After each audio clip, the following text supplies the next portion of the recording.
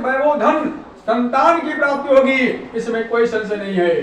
नारद ने बहुत जब सुना भगवान से आज्ञा लिया और चल दिए। पहुंच गए कहां पर? अपने श्री व्यास जी के पास। आप क्या करने जा रहे हो? सत्यनारायण भगवान की कथा कहने जा रहे हो ना? जी भैया, पूरा एकदम विधिवत तरीके से कहना। अरे बहुत बढ़िया सुनाई कथा है। तो चलिए देखिए भाई जी, आज हम चालू करते हैं और दिखाते हैं आप लोगों को पूरा सत्यनारायण भगवान की कथा को। स्क्रिप्ट मत करिएगा और विधिवत तरीके से पंडित कथा कहेंगे। तो चलिए हम और वीडियो को आगे चालू करते हैं और कथा आप लोगों श्री गुरुवे नमः।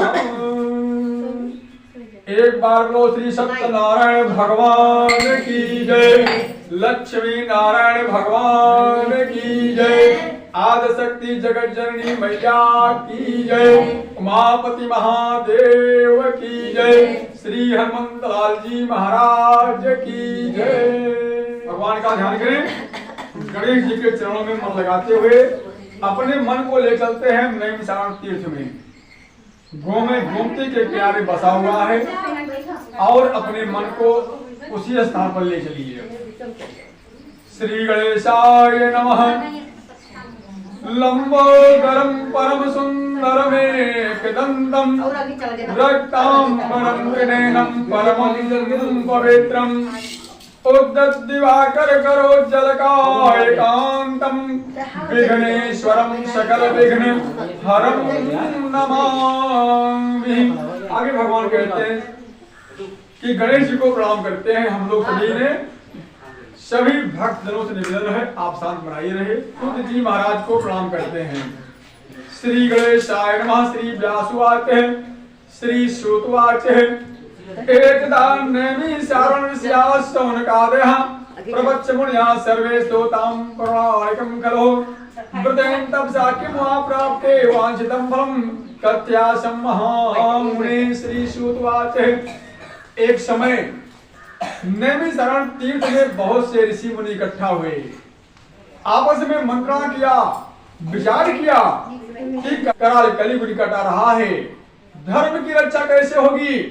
इसी पहले उनको आसन दीजिए, पहले आसन बैठाइए, इसके बाद चरण धुलिए, इसके बाद जलपान कराइए, तब पूछे कि महात्मा हे ब्राह्मण देव, हे गुरुवर, आपका आना कैसे हुआ? आप यहाँ किस प्रयोजन से आए हैं कि हमारे लिए क्या सेवा है? ऐसा भाव होना चाहिए। और जब ऋषियों ने श्री सूत जी को देखा तो उनके अंदर यही भाव आया, उठ करके खड़े हो गए और जाकर के उनको प्रणाम किया। कहा प्रभु आइए आसन ग्रहण करिए। आसन पर बैठाया, चरण धुला।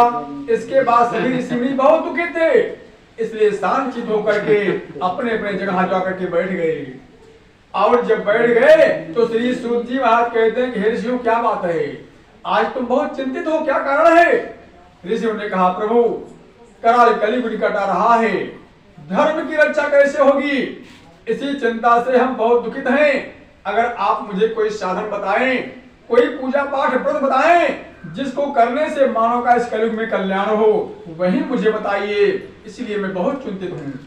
श्री सूत जी महाराज कहते हैं कि हे ऋषियों, आज तुमने जो प्रश्न किया है यही प्रश्न एक बार नारद जी ने विष्णु भगवान से पूछा था, और जिस प्रकार विष्णु भगवान ने नारद जी को सुनाया था उसी प्रकार मैं भी आपको सुनाऊंगा। लेकिन अभी संध्या बंदन करने का समय हो गया है, सायंकाल का समय हो रहा है, मैं भी संध्या से निवृत्त हो जाऊं और आप लोग भी संध्या से निवृत्त हो जाइए। सभी ऋषि मुनि उठे और उठ करके जो है गए, अपना नित्कर्म किया और नित्य करने के बाद जो है श्री सूत जी महाराज के सामने आकर के बैठ गए। श्री सूत जी महाराज कथा सुनाना प्रारंभ किया।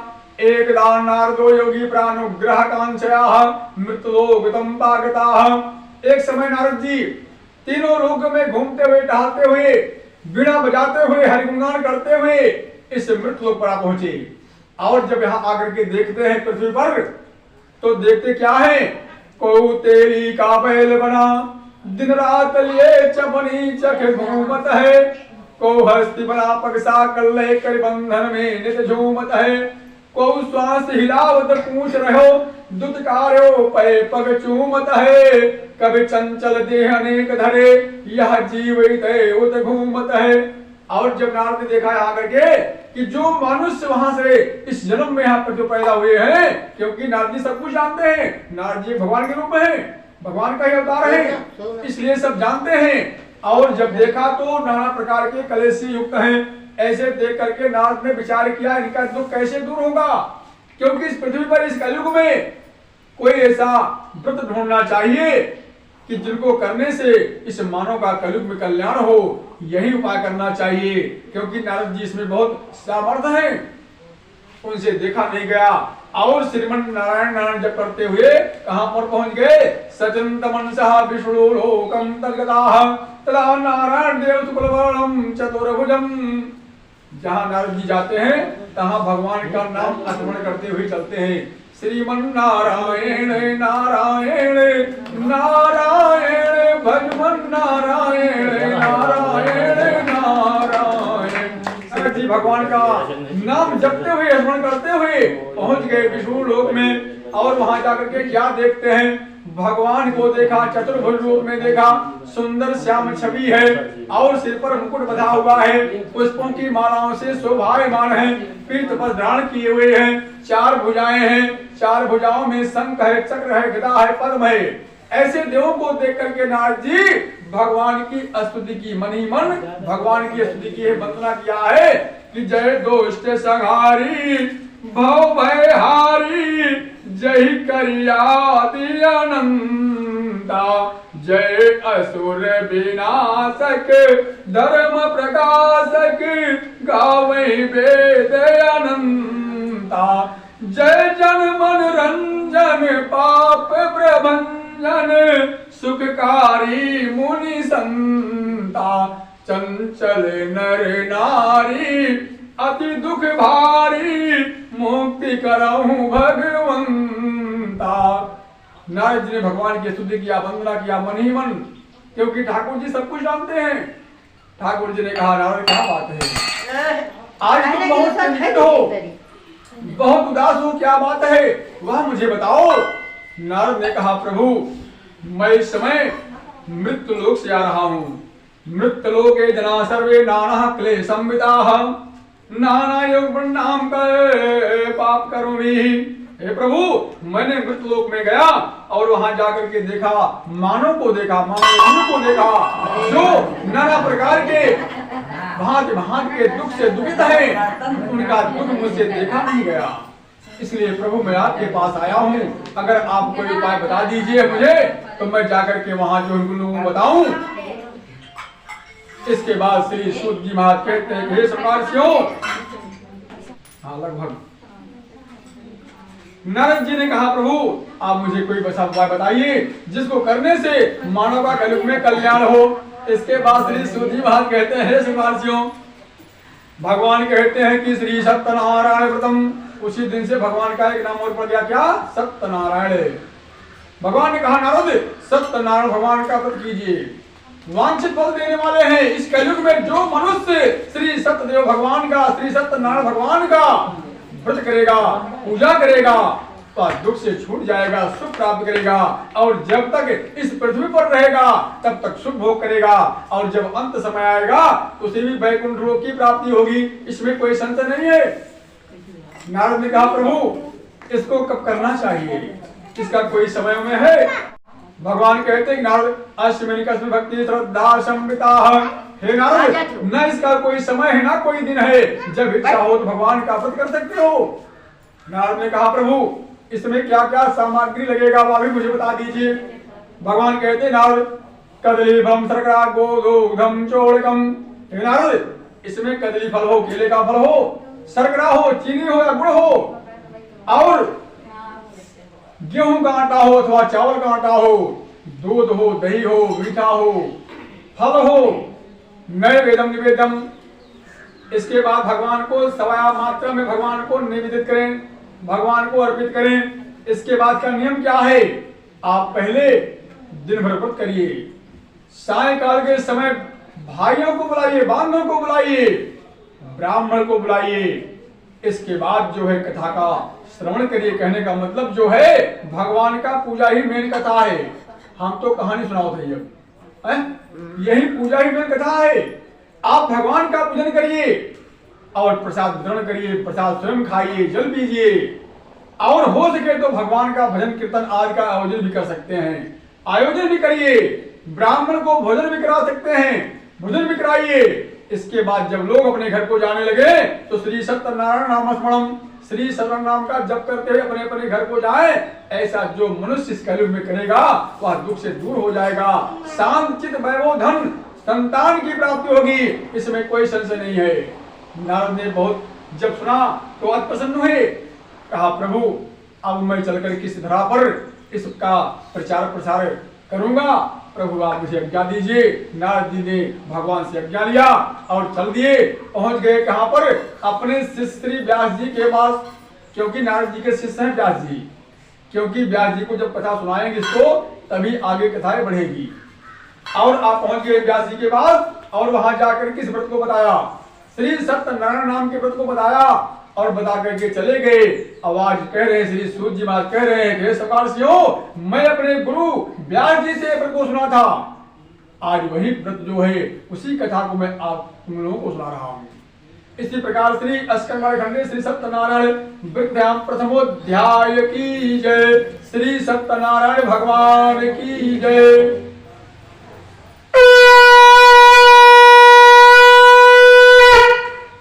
द्वितीय अध्याय में श्री सूत जी फिर कहते हैं कि पुनाग्रे वृक्षानुसंतमाहं अथं वृक्षामि कृतं एन पुरादिजे कश्चित् काशीपुरं विहासिने जवर्धनं व्याकुलो भुक्त्वा नित्यं प्रद्भां भूतले दुक्तं ब्राह्मण स्वा भगवान ब्राह्मण प्रियाः। सुंदर काशीपुरी नगरी में एक ब्राह्मण थे, गरीब ब्राह्मण, गरीब और दरिद्र दो हैं। ब्राह्मण कितने हैं? दो, क्यों दरिद्र है। गरीब का मतलब हुआ कि अगर हमारे लिए खाने के लिए कोई सामग्री नहीं हुई, भोजन सामग्री नहीं है, तो हमें केवल 5 घर भिक्षा मांगना चाहिए। और 5 घर भिक्षा मांगे, अगर मिल जाए तो भी जय, न मिले तो भी जय। ब्राह्मण को क्रोधी नहीं होना चाहिए, क्रोधी और लोभी 2 चीज नहीं होना चाहिए ब्राह्मण को, वही ब्राह्मण है। और दरिद्रो है कि 10 घर मांगे 50 घर मांगे तभी भी पूर्ति उसको नहीं है, वो दरिद्र ब्राह्मण है। इसलिए गरीब ब्राह्मण थे सतानंद जी और भिक्षा मांगते, लेकिन पेट नहीं भरता था। जैसे हमारे सुदामा जी थे, 5 घर जाते थे, मिल जाए तो भी जय, नहीं मिले तो भी जय, लेकिन तभी उनका कभी पेट नहीं भरा। और इसके बाद जो है, क्योंकि भगवान को ब्राह्मण अधिक प्रिय हैं, एक दिन भगवान से देखा नहीं गया और ब्राह्मण के वेश में ब्राह्मण देवता के समझ जाकर के खड़े हो गए। पूछा, हे ब्राह्मण देव आप इतना उदास क्यों है, बहुत चिंतित क्या बात है? ब्राह्मण ने कहा, हे ब्राह्मण देव मैं गरीब ब्राह्मण हूँ, भिक्षा मांगता हूँ लेकिन पेट नहीं भरता। अगर कोई आप उपाय जानते हो तो आप मुझे बताओ, जिससे मेरी दुख दूर हो जाए, मेरी दरिद्रता दूर हो जाए, गरीबी दूर हो जाए, ऐसा मुझे बताइए। भगवान ने कहा, ब्राह्मण ने कहा, श्री सत्यनारायण व्रतम, हे ब्राह्मण देव श्री सत्यनारायण भगवान का व्रत कीजिए, पूजन कीजिए, वांछित फल देने वाले हैं। इसके बाद भगवान ने व्रत का विधान बता दिया, पूजन सामग्री बता दिया, बता करके चले गए। ब्राह्मण देवता जब शाम को भिक्षा से घर आया, जो कुछ था उसे ग्रहण किया, लेकिन रात भर नींद नहीं आई। प्रातः काल तथा प्रातः समुत्थाय सत्यनारायण व्रतम करिष्ये, और रात भर नींद नहीं आई। प्रातः काल हुआ, स्नान से निवृत्त हुए, इसके बाद भिक्षा के लिए चल पड़े। जैसे कुछ दूर पर गए तैसे मन ही मन संकल्प करते हैं। मन ही मन संकल्प किया, प्रभु आज के दिन जो कुछ भिक्षा मिलेगी मैं उसी भिक्षा धन से आपका पूजन करूंगा, व्रत करूंगा। और जैसे संकल्प लिया तैसे ठाकुर जी प्रसन्न हो गई और उस दिन ब्राह्मण पर कृपा किया, इस ब्राह्मण को दुगना भिक्षा प्राप्त हुई। उसी भिक्षा धन से ब्राह्मण देवता पूजन सामग्री एकत्रित किया, अपने घर आया, अपने घर आकर के अपने बांधवों को बुलाया, भाइयों को बुलाया और दिन भर व्रत किया। सायंकाल के समय भगवान का पूजन किया, प्रभु की कृपा हुई, ब्राह्मण देवता धन धान से संपन्न हो गए और हर महीना भगवान का व्रत करने लगे। एक दिन ब्राह्मण देवता अपने सामर्थ्य के अनुसार श्री शरण भगवान का व्रत कर रहे थे।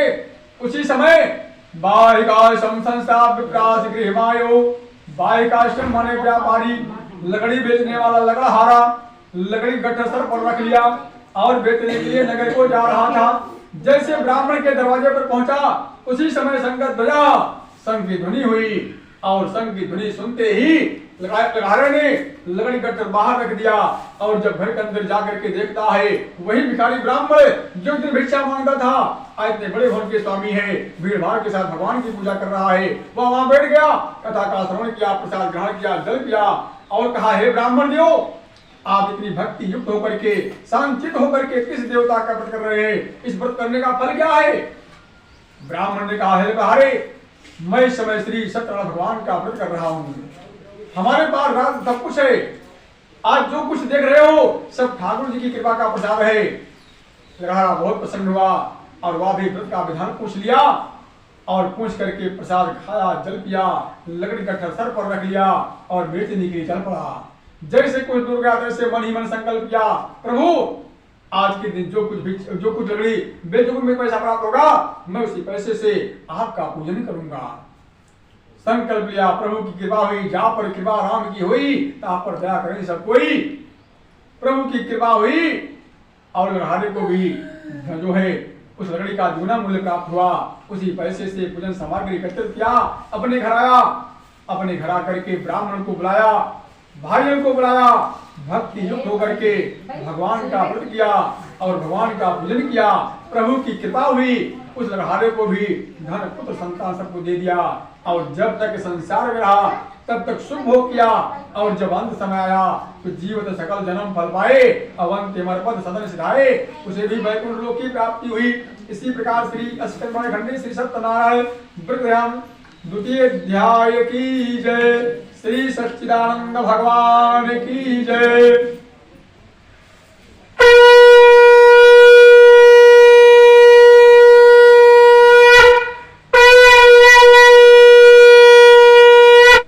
तृतीय अध्याय में श्री सूत जी फिर कहते हैं कि पुराग्रे प्रोक्षान संतमाह पुरातुल कामो निर्मलान महामती जितेंद्रिय सप्तवादि देवालं प्रति दिने दिन ज्ञान संतोषम सुदेहि। प्राचीन समय में उनका मुख नाम के एक राजा थे। राजा जितेंद्रिय सत्यवादी प्रतिदिन देवालय मंदिरों में जाते, ब्राह्मण को इतना दान देते कि ब्राह्मण संतुष्ट हो जाते थे। उनका मुख राजा की पत्नी कमल के तुल मुख वाली सती थी और सती ऐसी वैसी नहीं थी। एक धर्म एक व्रत नेमा काय वचन मन पति पद प्रेमा। पतिव्रता नारी अपने पति के साथ जो है भद्रशिला नदी के किनारे श्री सत्यदेव भगवान का व्रत कर रही थी, विष्णु भगवान का पूजन कर रही थी। उसी समय बाह्य काशम संस्था विप्रात विमायो बड़े जार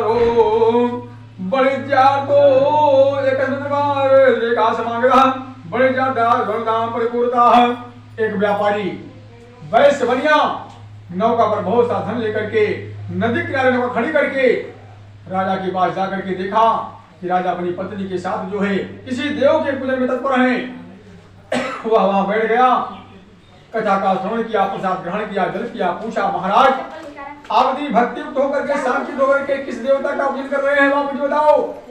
राजा ने कहा, हे साधु, हे वैश्य, मैं इस समय विष्णु भगवान का श्री सत्यनारायण भगवान का व्रत कर रहा हूँ। हमारे पास राज संपदा सब कुछ है लेकिन संतान नहीं है, इसलिए मैं भगवान विष्णु का व्रत कर रहा हूँ, पूजन कर रहा हूँ। साध बढ़िया ने कहा, राजन हमारी भी कोई संतान नहीं है, इसलिए मैं भी इस व्रत को अवश्य करूंगा।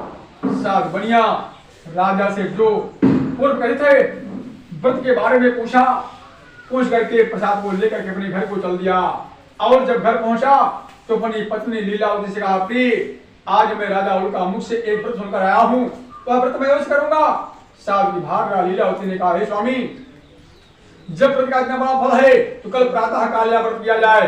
बनी ने कहा, व्यर्थ में क्यों धन नष्ट करोगी, जब मुझे संतान की प्राप्ति होगी तब मैं भगवान का व्रत करूंगा, पूजन करूंगा, इसके पहले मैं नहीं करूंगा। इसके बाद पत्नी ने कहा, क्या पुत्र से बढ़कर धनवान मूल्यवान है। इसके बाद साल बनिया नगर में घूमने चला गया। इधर भगवान की कृपा हुई, लीलावती गर्भवती हो गई। 10 महीना बीतते बीतते कन्या का जन्म हुआ। कन्या काल बढ़ने लगी जैसे शुक्ल पक्ष का चंद्रमा बढ़ता है। नित्य प्रतिला के पढ़ने से उसका नाम रखा गया कलावती कन्या और उसका नामकरण कराया गया कलावती कन्या। इसके बाद लीलावती ने कहा, स्वामी आपने संकल्प किया था कि संतान होने पर मैं सत्यनारायण भगवान का व्रत करूंगा, क्या वह नहीं करोगे। साध बनिए ने कहा है प्रिय, इस कन्या के जन्म उत्सव पर बहुत धन खर्च हो चुका है, इसलिए कन्या के विवाह कैसे याद करूंगा। इसके बाद जो है साध बनिया अपनी पत्नी को श्वासन दे दिया और नगर में घूमने चला गया। भगवान की कृपा हुई, धीरे धीरे कलावती कन्या बड़ी हो गई, सयानी हो गई। एक दिन कलावती कन्या अपने सखियों के साथ नगर में घूम रही थी।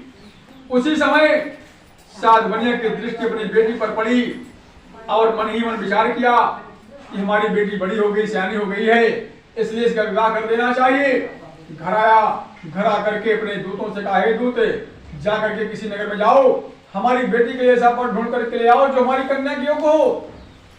दूत चल दिया और वर को ढूंढता ढूंढता कंचनपुर नगर में पहुंच गया।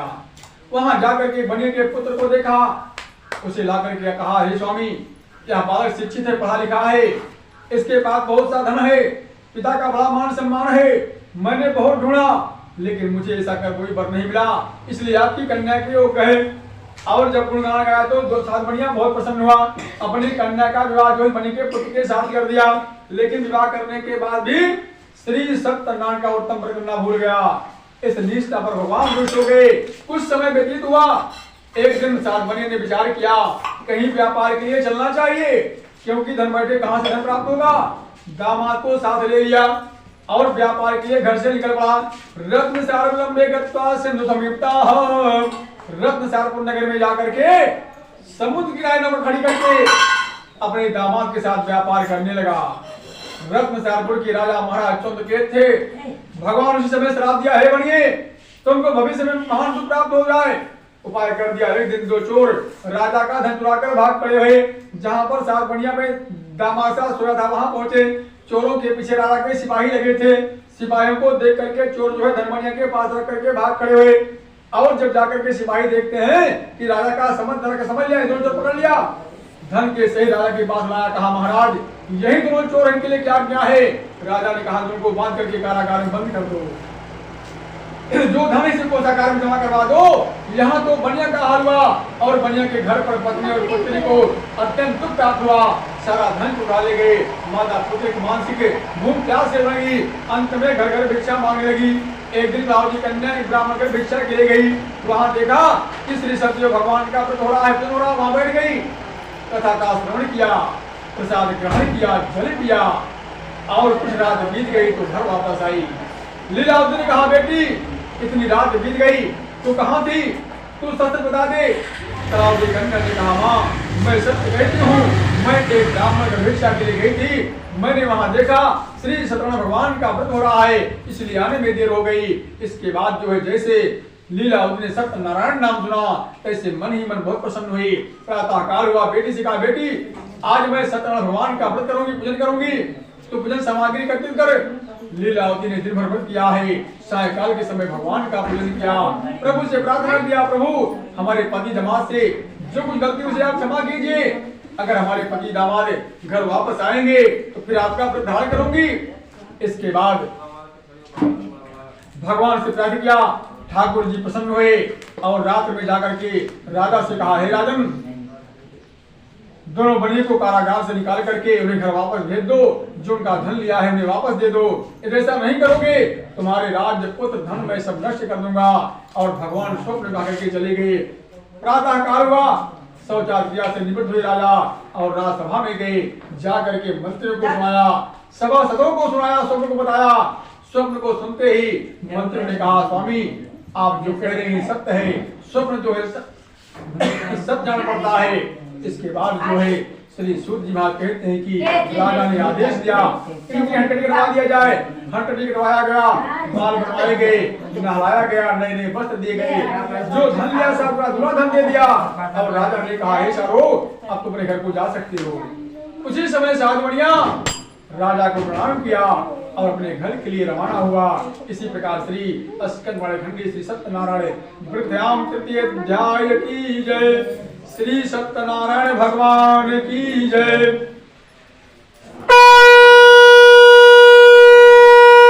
चतुर्थोध्याय में श्री सूर्य जी फिर कहते हैं कि सात बनिया अपने घर चलने से पहले कुछ ब्राह्मण को दान दिया।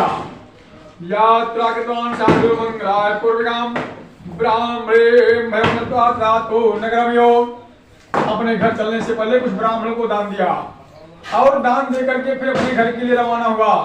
जैसे कुछ दूर गया तैसे मन ही मन तैसे भगवान के प्रति जो है भगवान के मन में विचार आया। चल करके देखते हैं कि बनिए का हृदय से हुआ कि नहीं हुआ। एक भगवान एक ब्राह्मण के भेष में एक संत के रोहित में आकर के पहुंच गए। साध बनिया के पास पूछा, हे साधु तुम्हारी नौका में क्या है? साध बनिया ने कहा, हे साधु क्या तुम्हें धन चाहिए?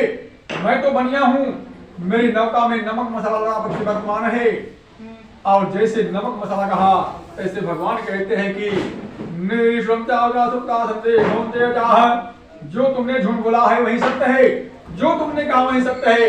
भगवान वहां से उठे, जाकर कुछ दूर पर बैठ गए और जब साथ की दृष्टि नौका पर पड़ी, नौका जल के ऊपर आ गई। मन ही मन विचार करने लगा, नौका कैसे ऊपर आ गई, क्या बात है। और जब जाकर के नौका के पास देखता है तो नौका में जवाहरों की बलता पत्र मिला। बढ़िया मूर्छित होकर के गिर पड़ा और बड़े जोर जोर से रोना प्रारंभ किया। दामाद ने कहा, पिताजी आप शोक क्यों करते हैं? दंडी स्वामी का श्राप है, व्यर्थ ना चिंता करें। दंडी स्वामी की शरण में जाइए, उनसे क्षमा मांगिए, तो आपकी इच्छा पूर्ण करेंगे। दामाद की बात सुन करके साध बनिया दंडी स्वामी के पास गया और जाकर के भगवान के चरणों में मस्तक रख दिया। भगवान से बार बार वंदना किया, स्तुति की, प्रभु मेरी गलती को क्षमा कीजिए, मैं माया में इतना पागल हो गया, धन के मद में इतना पागल हो गया, मैं आपको पहचान नहीं सका, इसलिए मेरा धन देकर के रक्षा कीजिए। हे मां प्रभु मैं आपकी शरण में हूं। ऐसा करने से भगवान प्रसन्न हुए। कहा, हे साधु तुमने पूजा करने का वादा किया लेकिन तुमने आज तक नहीं किया, इसलिए हे मूर्ख मेरी अज्ञा से तुझे बार बार दुख प्राप्त हुआ है। ऐसा सुन करके साध बनिया भगवान की स्तुति किया, ठाकुर जी की स्तुति किया और ठाकुर जी प्रसन्न हुए। कहा, तुमने पूजा करने का वादा किया, हे मूर्ख तुझे बार बार दुख प्राप्त हुआ है। और इसके बाद भगवान की स्तुति किया, ठाकुर जी प्रसन्न हुए, आशीर्वाद दिया, देख करके चले गए। साध बनिया आकर के नौका को देखा, नौका धन से परिपूर्ण पाया और दामाद से कहा, पुत्र देखो आज प्रभु की कृपा से मुझे सब कुछ प्राप्त हुआ है। उसी समय वहीं पर श्री सत्यदेव भगवान का व्रत किया, पूजन किया, प्रसाद ग्रहण किया, जल किया, धन की देख रेख करके अपने मल्लाहों दूतों के सहित अपने दामाद के साथ घर चल पड़ा और घर के लिए चल पड़ा। और कुछ समय बाद वह अपने नगर किनारे पहुंच गया। दामाद से कहा, पुत्र देखो अपनी रत्नपुरी नगरी दिखाई दे रही है। दूत को आदेश दिया, हे दूत जाओ नगर हमारी पत्नी को समाचार दो कि मैं नगर किनारे आ गया हूँ। दूत वहां से चल दिया और जब नगर में पहुंचता है उस समय लीलावती भगवान का व्रत कर रही थी, पूजन कर रही थी। उसी समय दूत पहुंचा, आवाज लगाया, आवाज सुनते ही लीलावती बाहर आई, अपने दूत को देखा, मन ही प्रसन्न हुई। और जब समाचार सुना कि हमारे पति दामाद भाई बंधुओं के सहित बहुत सा धन लेकर के नगर किनारे आ गए हैं, महाहर्षों सती महान खुशी हुई। पुनः घर के अंदर गई, बेटी से कहा, हे बेटी तुम भगवान का व्रत पूजन कर, मैं शीघ्र ही पति का दर्शन करके वापस आती हूँ। लीलावती पति का दर्शन करने चली आई। लीलावती कन्या ने श्री सत्यदेव भगवान का पूजन बंद कर दिया, भगवान का प्रसाद भी ग्रहण नहीं किया। वह भी अपने पति को देखने उतावली हो गई, चल दिया। ऐसा करने से भगवान रुष्ट हो गए, उसके पति नौका धन से जल में डुबो दिया। लीलावती कन्या अपने पति को नहीं दे सकी, महान शोक करती रोने करती भूमि पर गिर पड़ी। मन ही मन विचार किया, अगर हमारे पति संसार में नहीं है तो मेरा जीना सर्वदा व्यर्थ है, इसलिए मुझे मर जाना चाहिए। पुनः घर वापस आई, घर आकर के पति की चरण बाजू पा लिया। उस पात्र को लेकर अपना पिता से कहा, पिताजी आप चंदन की चिता तैयार कराइए, मैं इस पर बैठ करके भस्म हो जाऊंगी, सती हो जाऊंगी। प्रतिज्ञा बद्ध हो गई। साध बनिया ने विचार किया, मन ही मन सोचने लगा, क्या बात है, कहीं सत्यनारायण के क्रोध से ऐसा नहीं हुआ है या मैं उनकी माया पर गया हूँ। तत्पश्चात सबके सामने साध बनिया अपनी मन की इच्छा प्रकट किया, अगर हमारा कष्ट श्री सत्यनारायण स्वामी दूर कर देंगे तो मैं अपने वैभव के अनुसार, अपने सामर्थ्य के अनुसार मैं उनका पूजन करूंगा, क्योंकि बार बार मुझे कष्ट दिया करते हैं, मेरा बार बार कष्ट निवारण करते हैं, इसलिए मैं उनकी शरण में जाता हूँ। और साध बनिया भगवान की शरण में गया, भगवान की स्तुति किया कि कृपा की न होती जो आदत तुम्हारी तो सोनी ही रहती अदालत तुम्हारी। जो मुलजिम न होते हैं हाकिम, न घर घर में होती इबादत तुम्हारी। प्रभु मुझसे गलती जो कुछ भी हुई हो, कृपा करके उसी को संभालो मुरारी। हे प्रभु, अगर मुझसे भूल चूक कोई गलती हुई हो, आप उसे क्षमा कीजिए, मैं आपकी शरण में हूँ। और ठाकुर जी बहुत दयालु है। जो भक्त भगवान की शरण में जाता है, भाव के साथ शरण में जाता है, भगवान उसकी क्षमा याचना जो है दुख दूर कर देते हैं। शरण वाले के आए हुए को दुख दूर कर देते हैं। इसलिए भगवान प्रसन्न हुए। इसके बाद आकाशवाणी हुई, हे साधु, तेरी कन्या मेरा प्रसाद त्याग करके अपने पति का दर्शन करने चली आई है। इसी कारण पति का दर्शन नहीं पा सकी। यदि कन्या घर जा करके प्रसाद खा करके जल पी करके पुनः वापस आएगी, इसका पति निसंदेह प्राप्त होगा। कन्या ने गगनमंडल से आकाशवाणी सुना, स्वयं से ग्रह घर आया, घर आकर के भगवान का प्रसाद ग्रहण किया, जल किया। और जब वापस गई तो भाई बंधुओं के सहित अपने पति को देखा, अति प्रसन्न हुई। पिता से कहा, पिताजी आप घर चले, विलंब क्यों करते हैं? कन्या की बात सुनकर के साथ मुनिया बहुत प्रसन्न हुआ। उसी समय वहीं पर श्री सत्यनारायण भगवान का व्रत किया, पूजन किया, प्रसाद ग्रहण किया, जल किया। धन की देख रेख करके अपने घर आया और अपने घर आकर के हर पूर्णिमा के दिन हर किसी पर श्री सत्यदेव भगवान का व्रत करता रहा। जब तक रहा संसार में तब तक भगवान का पूजन किया। और जब उसका अंत समय आया तो उसे भी वैकुंठ लोक की प्राप्ति हुई। इसी प्रकार श्री अस्कंद खंडी श्री सत्यनारायण वृद्धयाम चतुर्थोध्याय की जय। श्री सच्चिदानंद भगवान की जय। पंचमोध्याय में श्री सूजी पे कहते हैं कि अदंत प्रोक्षामि श्रीब्रह्मण्य संतमः आसीत् तुम जो राजा प्रजा पालन तत्परः। सतयुग में एक तुम ध्वज नाम के राजा थे। राजा जितेंद्रिय सत्यवादी, प्रतिदिन दिवाले मंदिर में आते, ब्राह्मण को इतना दान देते थे कि ब्राह्मण जो है संतुष्ट हो जाते थे। एक बार राजा जंगल में गए और वहां जाकर के बहुत से बड़े पशुओं का संहार किया। और जब घर की आने लगे तो राजा ने देखा बहुत से बाल बंद बांधों से भक्ति करके श्री सत्यनारायण भगवान का व्रत कर रहे हैं। राजा उस पेड़ के नीचे बैठ गए, लेकिन प्रभु को प्रणाम नहीं किया। सभी गोत्र भगवान का प्रसाद जो है राजा के सम्मुख ला रख दिया, लेकिन राजा उस प्रसाद को त्याग करके चल पड़े। उस प्रसाद को त्याग देने से राजा के सब पुत्रों की मृत्यु हो गई, धन धन्ना सब नष्ट हो गया। राजा ने विचार किया, आज भगवान के प्रसाद त्याग देने से यह मेरी दुर्दशा हुई है। पुनः गोगणों के पास गए और वहां जाकर के भक्ति होकर के शांतित होकर के श्री सत्यनारायण भगवान का व्रत किया, पूजन किया, प्रभु से प्रार्थना किया। ठाकुर जी प्रसन्न हुए और राजा को पुनः धन पुत्र संपन्न कर दिया।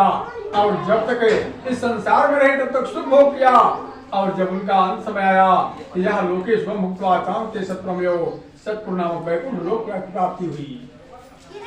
श्री सूत जी महाराज कहते हैं, समार्जियों, जो मनुष्य इस व्रत को करता है, कथा का श्रवण करता सुनता है, सतदेव के प्रसाद से पाप से मुक्त हो जाता है। इसमें कोई संशय नहीं है। इन्हें कोई काल कहता है, कोई इस कहता है, कोई सतदेव कहता है, कोई सत्यनारायण कहता है। इस कलयुग में विष्णु भगवान सबकी इच्छा पूरी करते हैं। संतों, जो गरीब है धनवान हो जाता है, बंधन से मुक्त हो जाता है, भय से छूट जाता है। इसमें कोई संशय नहीं है। इन्हें कोई काल कहता है, कोई इस कहता है, कोई सतदेव कहता है। इस कलयुग में विष्णु भगवान सबकी इच्छा पूरी करते हैं। हे संतों, अब इस जन्म में जिन लोगों ने भगवान का व्रत किया है उनके दूसरे जन्म का हाल बताता हूँ। सतानंद नाम के गरीब ब्राह्मण दूसरे जन्म में सुदामा नाम के ब्राह्मण हुए और भगवान श्री कृष्ण की भक्ति करके अंत में मोक्ष प्राप्त कर लिया। भील प्रहारा वह भी दूसरे जन्म में निषाद राज हुआ। वह भी श्री रामचंद्र जी को गंगा पार उतार करके स्वयं भवसागर से पार हो गया, अर्थात वैकुंठ लोक प्राप्त कर लिया। उनका महाराज दूसरे जन्म में महाराज दशरथ हुए, जिन्होंने रंगनाथ का पूजन करके अंत में मोक्ष प्राप्त कर लिया। साधु बनिया वह भी दूसरे जन्म में ऐसा सत्यवादी राजा होगा,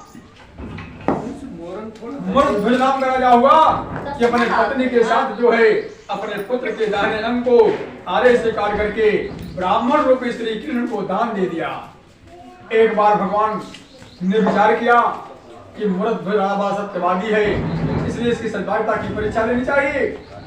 एक दिन भगवान एक ब्राह्मण के भेष में राजा के द्वार पर पहुंच गए और ब्राह्मण के भेष में साथ में एक सिंह था। राजा ने ब्राह्मण को देखा, प्रणाम किया, हे ब्राह्मण देव, आइए राजमहल में चलिए, आसन ग्रहण करिए। ब्राह्मण ने कहा, नहीं राजन, आप पहले संकल्प कीजिए, आप पहले संकल्प कीजिए, आप हमारे सिंह को भोजन कराएं। राजा ने कहा, आपका सिंह क्या खाएगा? भगवान ने उत्तर दिया, तुम्हारे इकलौते पुत्र के दाहिने का मांस खाएगा, साथ ही यह भी शर्त है तुम्हारी पत्नी आरे से काटे और आंसू भी ना बहे। राजा ने कहा, मुझे शर्त मंजूर है, लेकिन जब राजा अपनी पत्नी को बुलाया, अपने पुत्र को बुलाया, एक तरफ पत्नी एक तरफ स्वयं, बीच में पुत्र को खड़ा कर दिया और आरे मगा करके जैसे सर पर रखा तैसे लड़के के बाएं आंखों से आंसू निकल आया। और जब बाएं आंखों से आंसू निकलने लगा तो ब्राह्मण भगवान ने कहा, राजन, अब तो आंखों से आंसू आ गया है, इसलिए हमारा सिंह जो है भोजन ग्रहण नहीं करेगा। तब लड़के ने कहा, ब्राह्मण देव, बाएं अंग का इस बात का दुख है जो उसे ग्रहण नहीं किया गया, इसी से आंसू निकल आए। ऐसा सुन करके ब्राह्मण रूपी भगवान बहुत प्रसन्न हुए और उसी समय वहीं पर भगवान चतुर्भुज रूप में प्रकट हो गए और राजा को आशीर्वाद दिया। आशीर्वाद दे करके चले गए और संसार में जब तक मौजूद रहे तब तक भोग किया और जब अंत समय आया तो उन्हें भी वैकुंठ लोक की प्राप्ति हुई। फिर वही राजा दूसरे जन्म में इस पृथ्वी पर मनु के नाम से उदित हुए और मनु महाराज भी एक छत्र उनका राज था, अपनी प्रजा को पुत्रों की भांति पालने में तत्पर थे। ऐसा राजा धर्मात्मा राजा न कभी था न कभी होगा। ऐसा राजा जब उसका अंत समय आया तो आगे श्रीमद् भागवत सुन करके शाश्वत धाम को लोक प्राप्त कर लिया। इसी प्रकार श्री अस्कंद पुराण खंडी श्री सत्यनारायण वृद्धाम पंचमोध्याय की जय। श्री सत्यनारायण भगवान की जय।